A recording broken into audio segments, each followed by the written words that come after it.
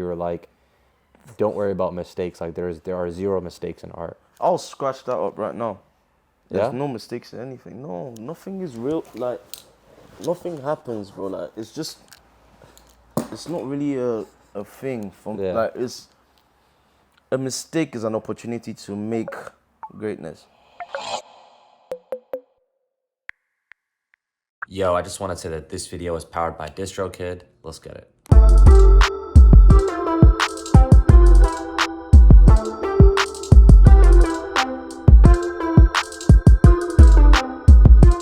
What's going on, guys? You're watching Kids Take Over right now. Yeah. Special edition in London. And I'm with one of the most creative minds out there right now. I'm with Slawn. Ask my dad calling me. Should I pick up? Sure, yeah. No, I'm not gonna. Yeah. Let me pick up. Yo, Dad. How you doing? I'm alright. I'm doing an interview. How are you? Can I say what's up to your dad? Yeah, say what's up to him. What up, Dad? How you doing? I'm good. About to do an interview.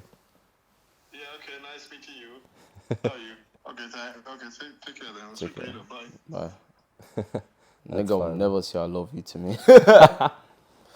Hey, bro. I'm super excited to do this because I think one thing that people don't realize is like... What? Bro, I caught that, bro. I think one thing people don't realize is like you've done all that you've done at a really young age too, you know. So Yeah. I think it's mad inspirational for someone like me. So I wanna give you your flowers on that, you know, like. Oh, thank you, man. I appreciate you for saying that. Yeah. I get shy when people do that. I get it because there's probably so many people. Cute as well. I appreciate that, bro. I do want to say because you know you're fresh off your Air Max 90 release, and I think I got here the day that happened. Dude, I saw videos. How was that? When are you releasing this video? Soon, like. I'm just asking because I want to show you something crazy. Oh yeah? Yeah. Go and get. Please, yeah. How did that, bro? It's every kid's dream to work with Nike, you know. Yeah. It's been fun. They've been nice. They've been very helpful and everything. And yeah, I just do this shit because I enjoy doing it, and I just want to play with my friends all the time. I think one thing about you is that although you're in London, you always rap Nigeria. Yeah, like, yeah. Always. People always call me British Nigerian. I'm not British Nigerian. I'm just Nigerian, bro. Right. My country till death. I know some of them don't like me or like what I do out there. Some Americans don't like me because, bro, so you know what it is, yeah? Oh, yeah, let me show you. Oh, damn. On the What? scene. Jeez. You grew up in Nigeria, bro. I've read stories that, you know, you had like 13 people in like a house at once. Yeah, people don't believe me, though. I believe you. If I go to Pakistan, which is where I'm from, it's like that happens, bro, you know? Yeah, because you know in Nigeria, things fluctuate a lot. So, and a lot of people in Nigeria very, they'll do your parents dirty. So let's say your parents are doing well, they'll find a way to make your parents' life harder. And my life got hard at some point. I was spending months outside of school. I was like not eating for like I ain't got to prove nothing to no one. So I mean everyone was there. They was in my house. They knew what the struggle was. So in the back of our neighbor's house, they had a pool. But in Nigeria, like running a pool is expensive. Right.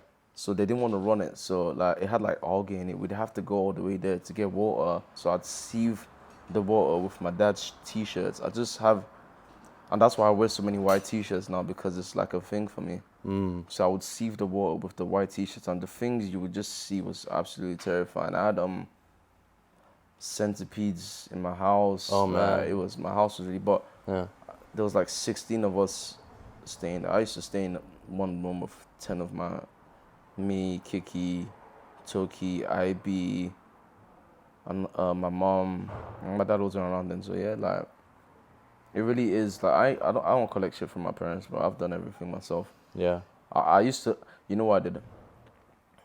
I would lie to the world that I had really rich parents just so that they'd be pissed at me. Why would you want people to be pissed at you? Yeah, I was just like pissing people off. And my dad told me this story about the jester. How one day the jester told the king, one day I'm gonna be king, and everyone laughed except the king. I've got the jester tattooed on my back. Like, so I had this thing where I used to paint clowns a lot. People think they're monkeys. They're not monkeys. They're clowns. I used to paint clowns a lot, and then one day I painted the face of the clown black, and I made the lips red. And you can just change something so little into something different, and people would take the context out of. But I enjoy seeing people's reactions to things that they would think, because no one knows anything about anything. There's some rooms I've been in where I've heard some things where it's, you don't know, I don't know. No one knows anything about anything. So hate is like love.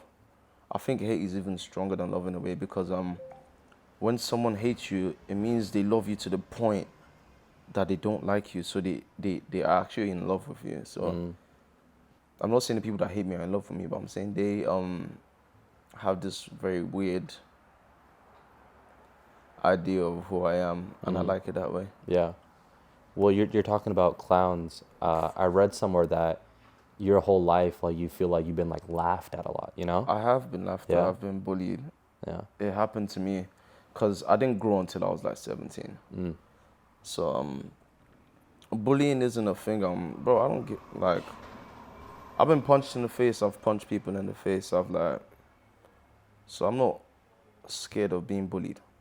But now that I have kids, I'm scared of them being bullied. So I don't want it to get transferred over. So I'm trying to explain to people now that my image is not, or anyone's image. Kanye West might not be crazy, you don't know. So a lot of people I've seen and I've met that you would think are on some, I am a little bit nonsensical, I think. But I don't know. Yeah. But did they laugh at you because of your art at any point coming up? Yeah. As they did, man. They. Yeah. That's why I changed. Okay, so I'll tell you a secret. Yeah. I made a clothing brand in Nigeria when I was about 13, and I was posting on Twitter. And these cool kids in Nigeria, they cooked me so much, yeah, that I changed my name from my actual name to Olaolu's lawn, like you're in my lawn. And then people just started calling me Slawn. Yeah. It wasn't meant to be like that, but it is what it is, though.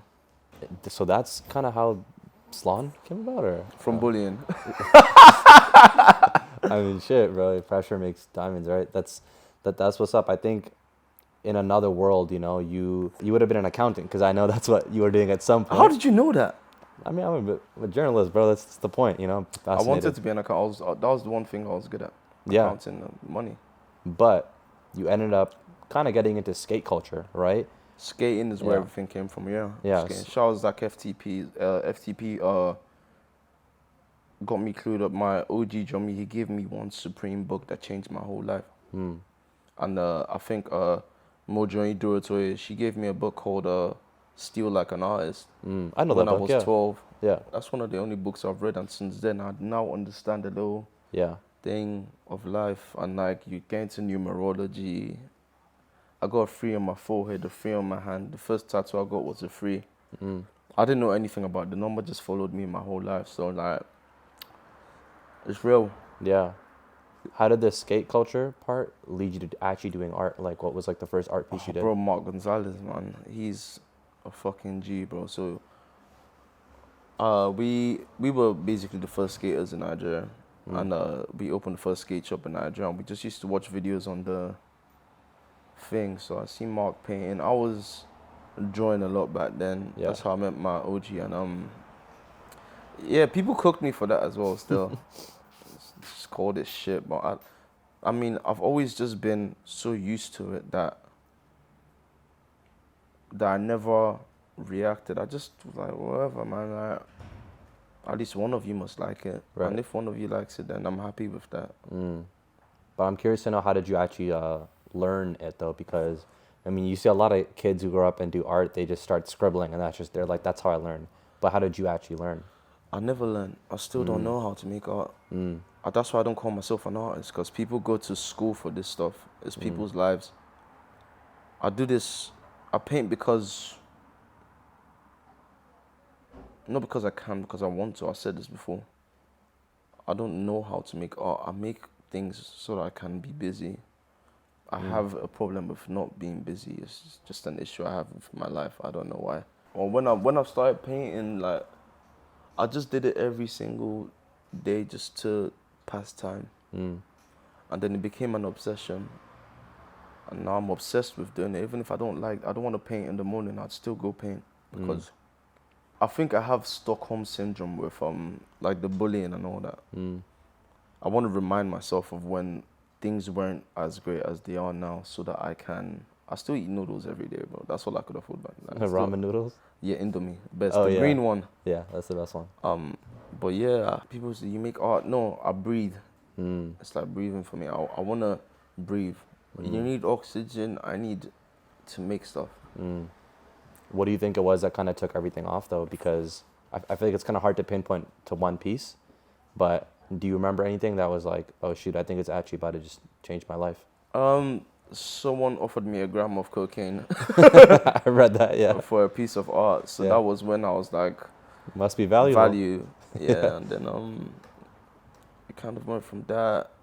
And I just posted on my story once. I was like, does anyone want this one? I'll pay you £500 for it. I was like, cool. Yeah. And then we was getting kicked out of all the houses we was in back then when I moved to London. When I moved to London, I was only supposed to be here for 2 weeks. Shout out to Grace and Grace Adojo, Alex and Skep for even bringing me over. But I decided to stay. I was skating, sleeping on my friends' couches and whatnot. So yeah. Yo, what up, guys? Don't mean to scare you, but you know that we at KTO represent the newer generation of artists and musicians. But if you really want to make it as an independent artist, it's really important, man, that you guys have a reliable distributor. My clear-cut recommendation is DistroKid. It's also just pretty cool that almost every artist we've interviewed probably started off on DistroKid. And yeah, I mean, it's super important to being in control of not only your music, but also 100% of your earnings. They give you unlimited uploads, and it makes it super easy to just get your music on every major streaming platform. And with that, you just pay a yearly fee. So if you guys are really serious about getting your music out there, I actually have a special link for you guys I'm gonna put in the description. But yeah, let's get back to this amazing Slawn interview. You know, I see all these pieces here and I wonder, everyone has their own like startup process, you know? Yeah. So if you're an artist, maybe when you're in the studio, you're like mumbling over autotune a bit to start up, like your bass, right? What's your bass? How do you start? I speak something? to my friends. That's all I do. I speak to my friends. I start talking with my friends so that, you see, when you start getting into all these things like lucid dreaming and all that nonsense, and you find out about the subconscious, and when you find out about the subconscious, then you know who yourself really is. So I think people get painter's block because they're conscious when they're painting. When you find out your focus state, everything will change for you. My focus state is just like being not there. So I speak to my friends when I'm painting, and by the time I'm done, I'm like, oh, cool, there's a painting there. There's not really music. Oh no, there's one song I used to listen to by Lil Simz. That really did it for me. But yeah. So when I'm painting, I try not to focus on actually painting. Right. Well, I do remember this one time when you were painting, this like struck me. You were like, don't worry about mistakes. Like there are zero mistakes in art. I'll scratch that up right now. There's Yeah? no mistakes in anything. No, nothing is real. Like, nothing happens, bro. Like, it's not really a thing. Like, it's a mistake is an opportunity to make greatness. I think. Interesting. I think anyone that does anything with your life that sees a mistake, and if you focus too much on it, you're just gonna ruin yourself. That's why I speak a lot about the subconscious, because your subconscious takes in everything, even the mistakes you make. Right. Yeah, so I just follow whatever myself that is really myself to do. You know, our audience is a lot of people that make music, you know, like they're all like young and they try to make music. With what you just said, do you feel like that kind of applies to music as well? Yeah, I think so. I was speaking to someone about this yesterday. They said it's opposite. It works both ways. Some people that are so focused on their craft that they make the most beautiful work. I'm not so focused on it to make beautiful work. I'm so focused on it to get out of me. I just want to get out. Right. Well, I guess if we're speaking on music, there's a lot of artists that have taken a liking to your music, you know? Or sorry, not to your music, your art. Yeah, it's not music. Yeah. Well, Yachty is one person for sure Yeah, who's my bought your guy. art. and you're very grouped in with that world. You know, it's like synonymous. Yeah. Was that a goal for you ever? Like, did you ever grow up being like, yo, like, Oh no. I feel like my art is gonna reach like people in music, and I'm gonna collab with them. No, my goal was to take care of my family Right. any way possible, by any means possible. Bam. BMN by any means necessary, bro. So that was my focus. Not the money, but just the means to an end. So with Yachty and all them, that just came along of me just being whoever I am, Slawn, Bobo, Olaolu, or whatever anyone wants to call me.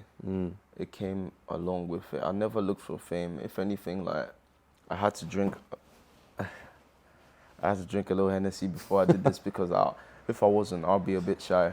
Yeah. Yeah. Well, when you put out art and these artists reach out to you, I'm sure you've done a lot of like custom pieces for people. You know, I remember seeing the Skaiwater album cover you designed, right? How does that work? Like, do they give you direction, or are you like, yo, let me just handle this?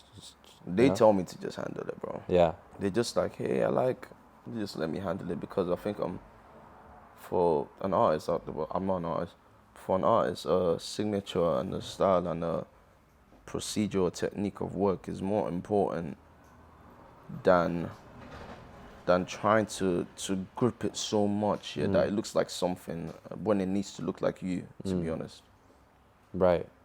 But then do you do any research on this artist before you start, getting to work? Or are you just like... Yeah. Bro, that's why it's fun, because I don't do research. I already know them. Yeah. So I don't work with people I don't know, because then it wouldn't be genuine. Right. People talk about your art a lot. I'm actually really curious, as I love music so much. What kind of music do you listen to, like currently right now? Right now, I listen to Jesus Peace. There's some guy named Travis, Sky, obviously. Senj, Finessekid is hard. Yeah, bro. Finessekid, obviously Fimi, Len. So many other people. I listen to a lot of Bjork. I listen to a lot of film scores like Max Richter. Nice. Colin Stetson. Some shit like that, yeah. Interesting. I remember there was a photo I saw once. It was like Frank Ocean with one of your art pieces. Or no. This is, I mean, you could consider an art piece. It was with your kid, yeah. Yeah. You could consider that an art piece.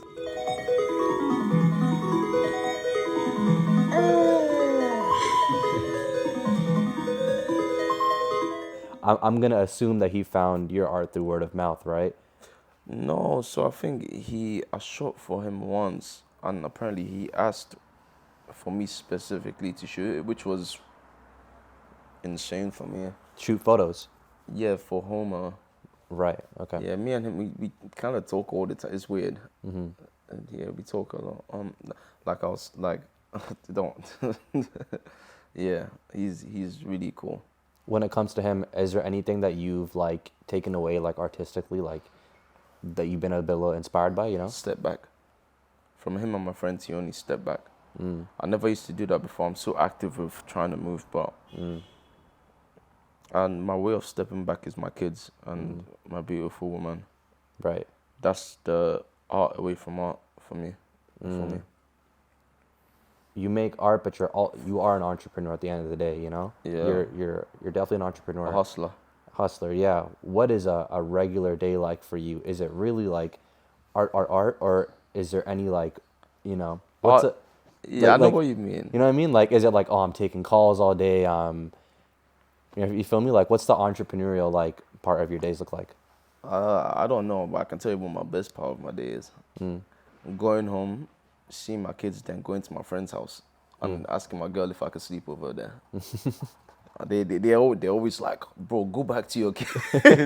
You could ask. I'm always in my friend's house. I just go and stay with them because a dream for me is to play forever and ever and ever. So for me, I come here, I try to make maybe one piece a day or two, and then entrepreneur-wise, like phone calls are really hard for me because I start moving around a lot. Yeah. I'm enjoying this conversation. That's why I haven't really taken that much. I'm happy, yeah. Yeah. So Yeah, I mean, I come in one day, I'm like, fuck, I want to make a chair. And then all of us think about how we're gonna make a chair. And then my designer Diddy and my creative director PR, they just like, oh yeah, we can make a chair like this or like that. And then I'm so impatient. I'm like, who can make it for me tomorrow? And then I'll just find a way to do it, and then I'll put it out. I can tell you're the type of person that creates that, like, you have an idea and you're not trying to do it in like 10 days. You're like, let's get this shit done. ASAP. ASAP, yeah. Felt, bro. I remember when Kanye was just first putting out like Yeezy, the whole talk was, yo, how is he charging this high? Like, he's out of his mind. Like, we're not gonna buy this shit. Yeah. And it's like, when I think of you, you know, your stuff, you charge very high, but it's not about like the design that's on it. It's more so about like if anyone watches this, he'll realize like why he's charging so high, right? So what's your thoughts on that? I charge high for the people that can pay high, and I charge low for the people that can pay low. A lot of people in my life from the art world tell me, don't make anything for anyone else. Only sell your art. I'm like, fuck that. I want to be like Lego. There's expensive Lego pieces. I want to be in every home in the world. I want to become a household name, so that any kid that sees or recognizes it could just be like, oh, that's Slawn. I have that in my house. Not just for whatever. But I'll make a £10 t-shirt, or I'll make a £10 art piece that you could buy. Because I feel like people are like, oh, you're gonna devalue your art. Fuck you. I don't care.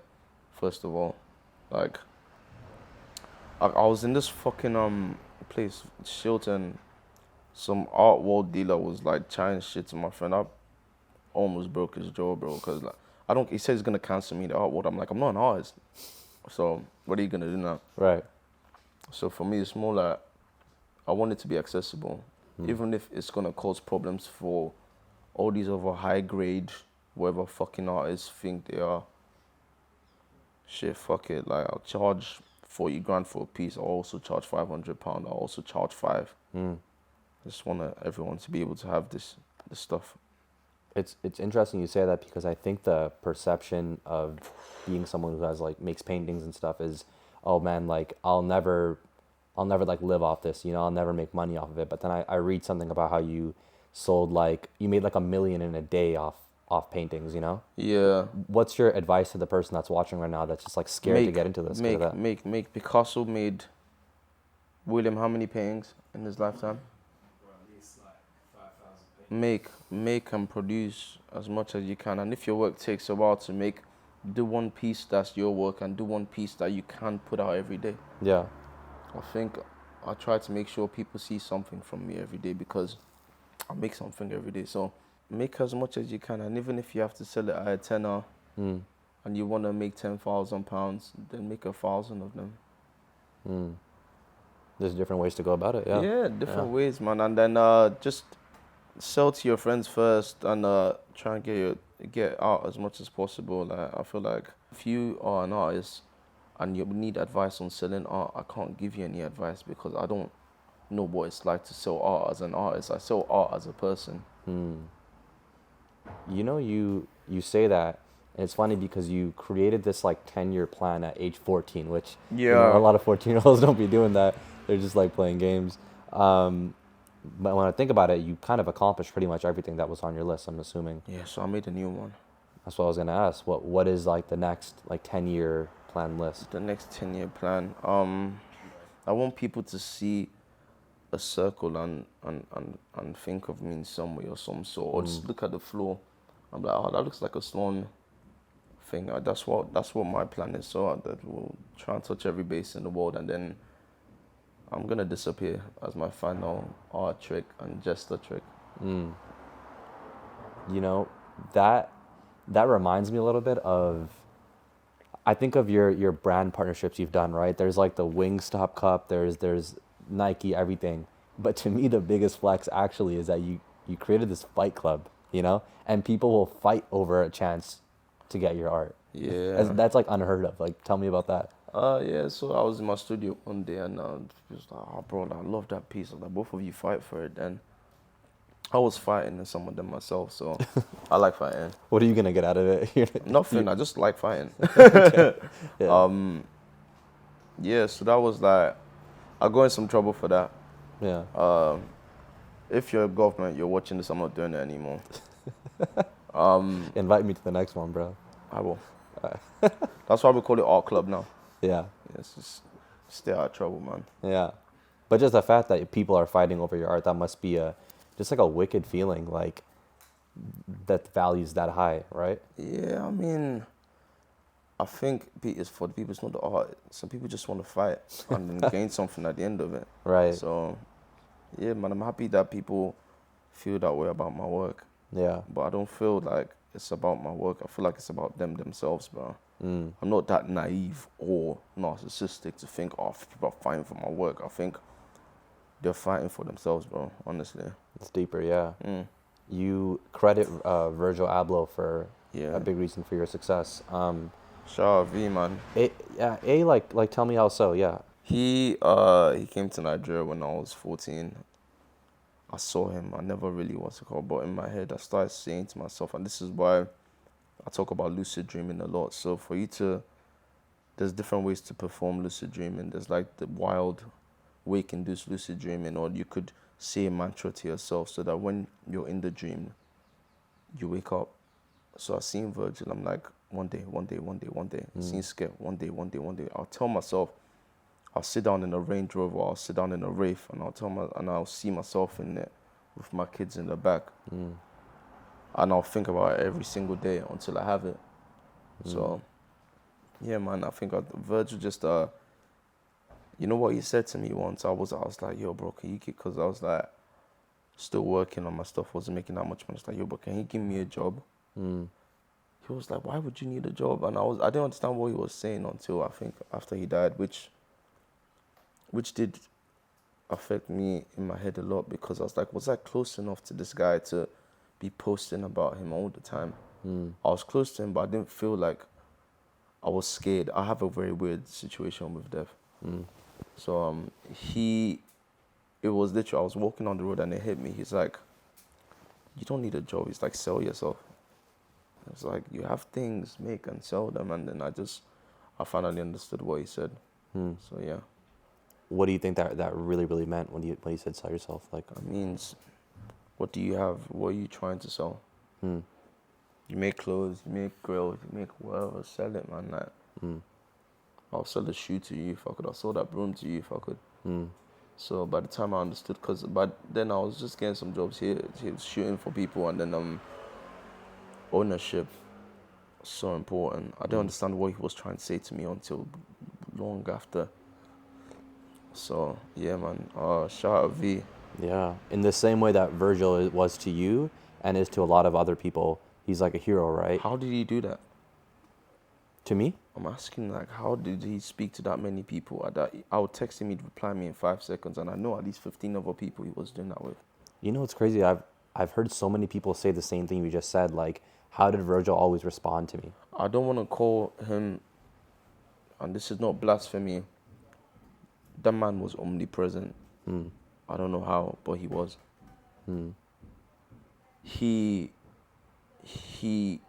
His life was in his work, and that's why you never, ever, ever forget him. Right.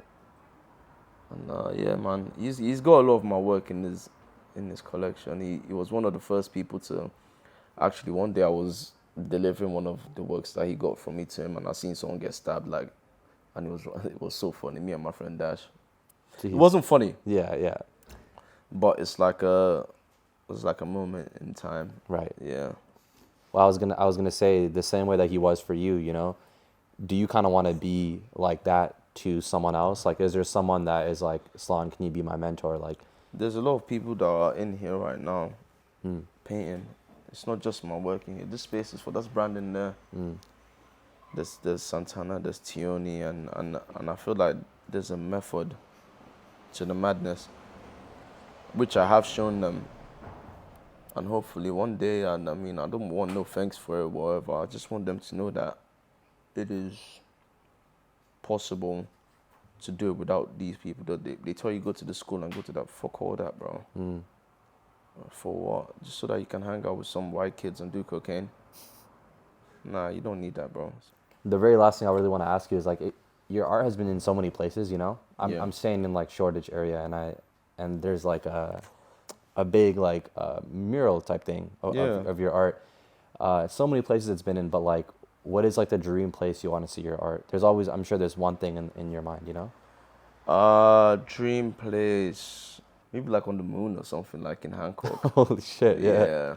I was gonna say something way different, like for Like you. on the moon, like in Hancock. I always watched that film and for fuck. Imagine if I could brand the moon. Man, your dreams are like limitless. I was gonna say something like, oh, I would love to see like you design like the Olympics, like, or like, okay, okay, all right, yeah, that's crazy how life works. 'Cause I bet you probably have that emotion, but that's what I was thinking. But yeah, bro, your dreams are like limitless, and I think that's kind of obviously what got you where you are. Yeah. So hey, bro, I appreciate it. I think I picked up so much game from this. Thank you, man. I appreciate this, and yeah, I really want to check out I'm more. gonna get them to give you give him a gift after when he's gone. Give all of them something, yeah. Oh, I appreciate that so much, No bro. problem, Yeah, man. I appreciate you coming here and speaking and hearing me out. Yeah, I had to, bro. The moment I came to London, I was like, I gotta speak with Slawn, and it's crazy. I DM'd you, and just like you said with Virgil, bro, you hit me back in like 30 seconds. Yeah, I mean, sometimes I have moments. So when it's free, I check my phone and I check all the time. 3 p.m. or 3 a.m. I just check then. Yeah. No, it's crazy how this happened, bro, and I'm happy. So thank you so much, Slawn, and I appreciate you. Yeah. Thank you. Thank you. Kids take over, Slawn. Bye. Yo, thank you guys for watching that Slawn interview. What a perfect 10 out of 10 guest, man. KTO in London. This is the new mini-series that we are now launching with Slawn as the first guest and video.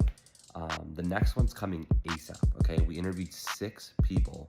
And the next one, I'm not gonna make you guys wait a week. It's coming either Monday or Tuesday, and it's gonna be a banker. So try to guess who it is. And if you like this, hit like, subscribe, comment. I'm gonna read all your thoughts. I'll see you in a few days.